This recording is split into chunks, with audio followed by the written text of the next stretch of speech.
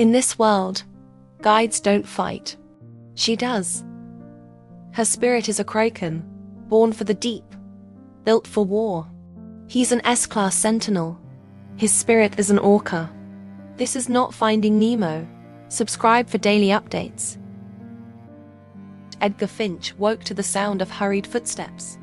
The noise dragged him out of a heavy, disordered dream. Caleb Cole stood exactly as he had before Edgar fell asleep, uniform immaculate, black gloves set aside, washing his hands at the sink. "That's strange," Edgar muttered, rubbing his temples. "How did I fall asleep?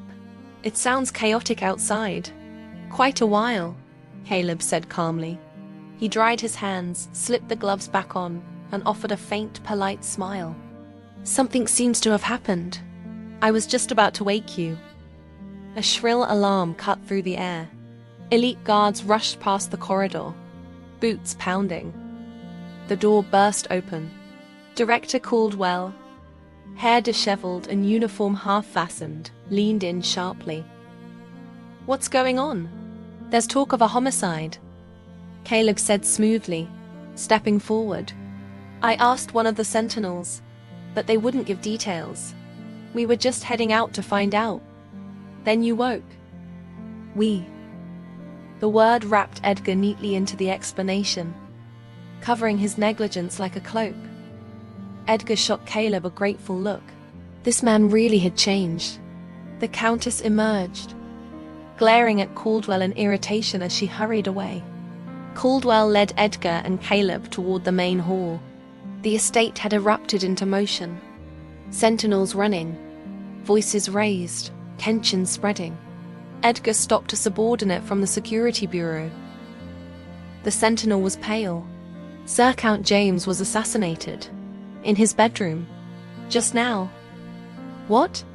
Caldwell roared, grabbing him by the collar. Commander Luther arrived soon after. A tall, silent man, handpicked by the Queen herself from the frontier towers. A sentinel who answered only to the crown. "If I hadn't arrived," he said coolly, "the body might not have been discovered this quickly." He surveyed the scene. "There are traces of spirit combat," Luther continued. "The killer is almost certainly a sentinel, and he won't be uninjured. Count James wasn't weak enough to die cleanly." He removed his gloves and issued orders. "All Sentinels, Security Bureau, and estate guards, assemble in the ballroom.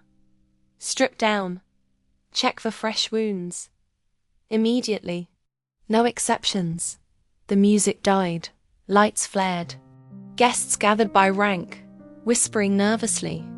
The Countess sat at the head, face hidden behind a feathered fan.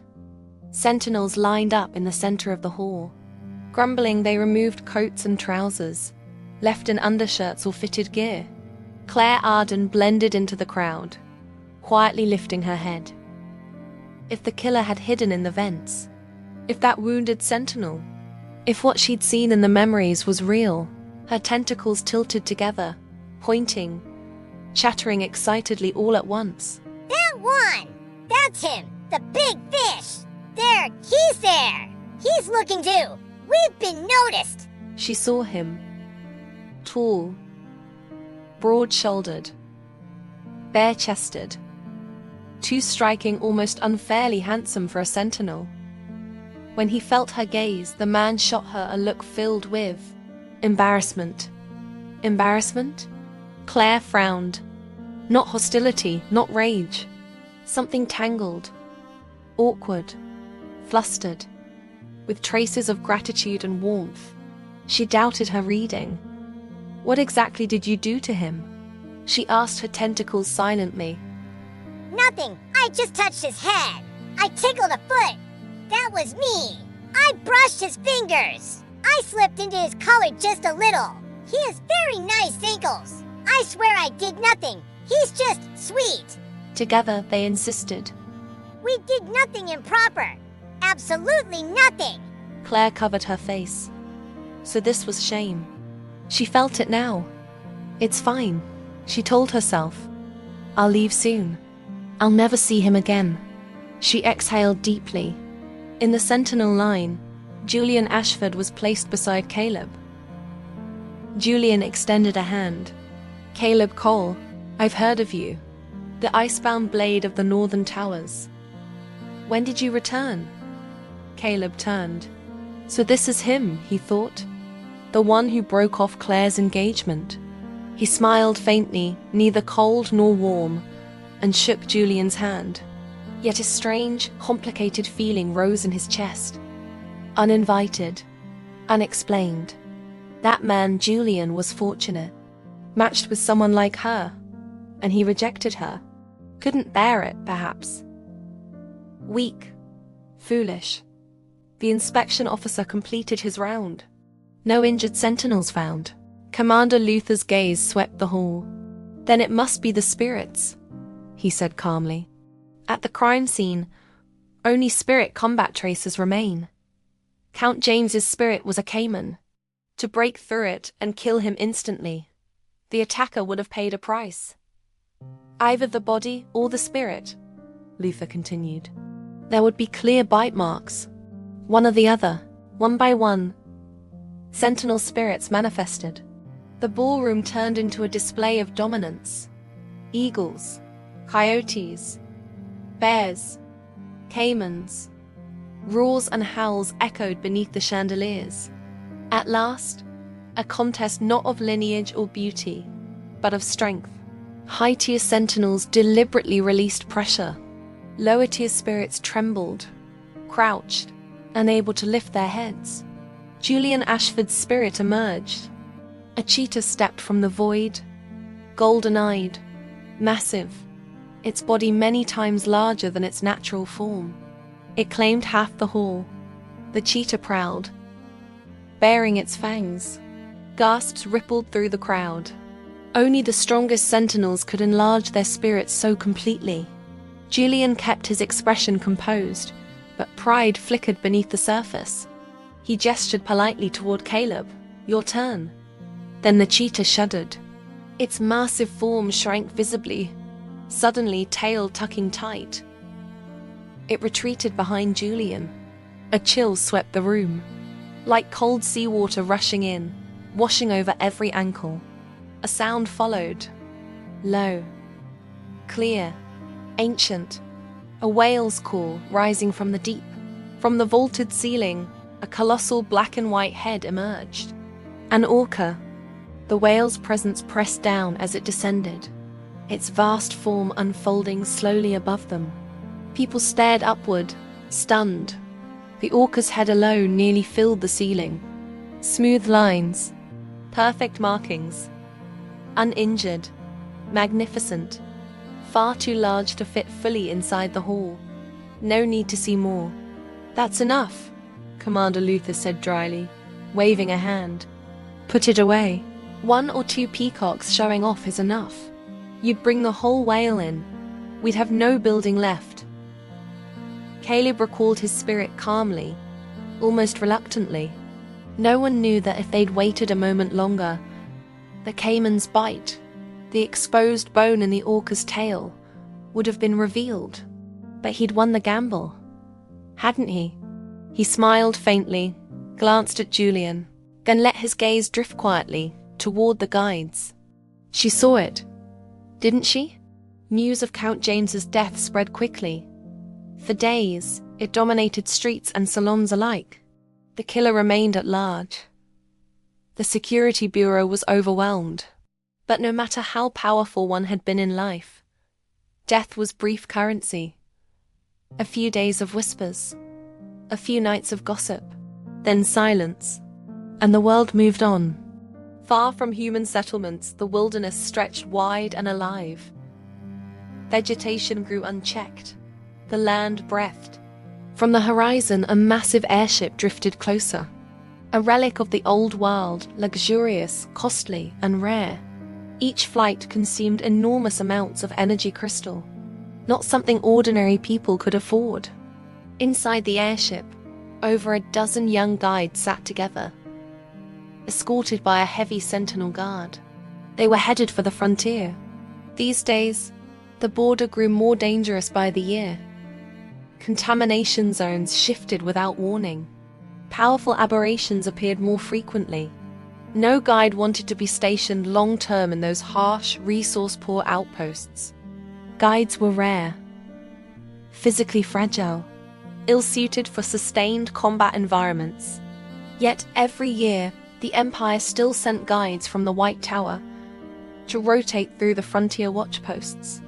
Not for strategy, but to soothe the Sentinels who lived and fought in the cold.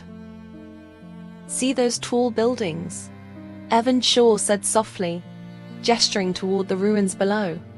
"They look like towers, but the tiny black holes all over them. Those were homes. From before." "Of course you'd know." Someone laughed. "Top of the year in every subject, Evan. You even excel at ancient history." Evan withdrew his gaze from the window. He folded his napkin neatly, smiling with practiced humility. "Not quite," he said. "There are people better than me, except in mental strength," another added. "You always lose that one test to that strange girl." "You mean Claire Arden? She's so distant," someone said. "Never blends in. Always alone. Haven't you heard?" A girl at the table set down her golden fork. "Claire and the Ashfords already broke off the engagement." "What? When?" "Recently. Apparently Julian Ashford was with another guide and Claire caught them." "Seriously? Then what happened, Nicole? Tell us." Gossip bloomed quickly, even among guides. Nicole, her hair permed into wild curls, grinned. "Nothing to explain. Claire took off the engagement ring right there and dropped it into the drain. In front of both of them. Into the drain." "No way." "Way," Nicole shrugged. "Honestly, I respect that. Better than crying and clinging to a cheating Sentinel. Wait, Claire's on this airship too, right? Let's just ask her." Nicole scanned the room, then waved. "Claire, over here." Claire sat down, looked around once, then turned to the only familiar face by the window. "Evan Shaw," she said calmly. "You've been looking at me. Did you want to say something?" She hadn't noticed. Her tentacles had. Evan's face turned bright red. Nicole collapsed onto the table laughing. "They weren't kidding. You really are something." Claire frowned. She wasn't sure what she'd done wrong. "He's just curious," Nicole said, rescuing him. "We all are. Is it true you broke off the engagement with Julian Ashford?" "Yes," Claire replied. She counted silently. "I've answered that question 230 times. Nicole burst out laughing again. "Fair. Then I'll ask something else. Did you really apply to work in contamination zones?" Claire produced her badge. Nicole leaned over. "Wow, that's dangerous. You'll be deployed often." "Why apply for something like that?" Evan asked. "Because you're confident in your mental strength. Whatever the reason," Nicole said, slinging an arm around Claire. "It looks amazing. I envy you. I want to see the world beyond the tower too. But my family barely agreed to let me come this far." Across the table, a guide with long black hair froze mid-sentence. She stared out the window. There was, ahead, thousands of meters above the ground. That wasn't possible. It wasn't human. The thing hovered inches from the glass. When it noticed her staring, it grinned and laughed. Screams tore through the cabin. Tables overturned. Food scattered. People fell, ran, collided. Chaos exploded. Outside, the head began to change. Long black hair flattened against the glass like adhesive, allowing it to crawl. Its nose and mouth elongated, forming a sharp, probing beak. It began to peck. The reinforced glass, rated to withstand explosives, spiderwebbed with cracks. The screaming stopped. Silence fell. Passengers clustered together, staring at the spreading fractures. Tap, tap, like a death knell. Then more shadows appeared. Against the blinding sun, a dark cloud drifted closer. Not clouds, faces. Hundreds of floating, balloon-like human heads. The aberrations, someone whispered. We've entered a contamination zone. They surrounded the windows, laughing, crying, pressing close. Red warning lights flashed. Alarms screamed. Warning! Warning! Airship has entered a high-altitude contamination zone. All guides remain in place and take cover. Await rescue. All Sentinels, assemble immediately. Repeat. All Sentinels assemble immediately.